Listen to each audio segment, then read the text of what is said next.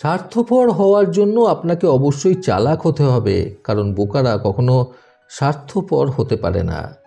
জীবনকে কাছ থেকে দেখলে যেরকম ট্র্যাজেডি, দূর থেকে দেখলে সেরকমই কমেডি।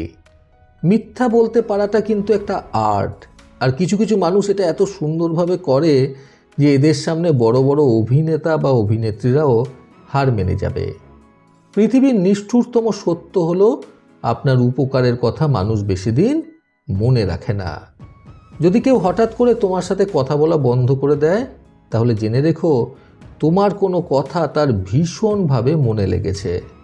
তোমার হৃদয়টা সাগরের মতো করো, তাহলে দেখবে নদী নিজের থেকে ছুটে এসেছে তোমার সাথে মিলিত হওয়ার জন্য। সুখ হলো প্রজাপতির মতো, তাকে ধরতে গেলে সহজে ধরা দেয় না, বরং উড়ে যায়।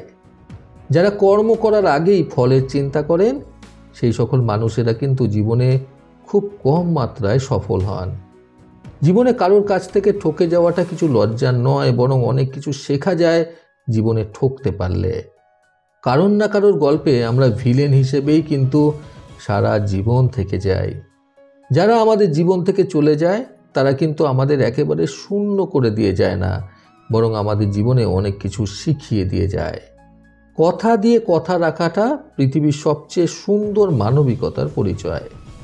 অফুরন্ত কষ্ট এবং অফুরন্ত ভালোবাসা, এই দুটো জিনিস কখনোই সকলের সামনে প্রকাশ করা উচিত নয়। ভালোবাসা এমন একটা জায়গা, সেখানে যাওয়া তো সহজ, কিন্তু সেখান থেকে ফিরে আসা খুবই কঠিন।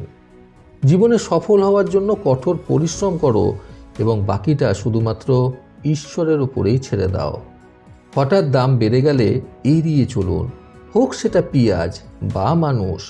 দেখবেন পচে গেলে আবার আগের জায়গায় ফিরে আসবে। ওপরে ওপরে সবাই ভালোবাসা দেখায়, কিন্তু ভেতরে ভেতরে সবাই নিজের স্বার্থের দিকে তাকায়। উচিত জবাব দেওয়ার চেয়ে জায়গা বিশেষে চুপ থাকতে বেশি শক্তির প্রয়োজন হয়। নিজের থেকে কম যোগ্যতার মানুষকে ভালোবাসো, সে তোমাকে অনেক বেশি মূল্য দেবে।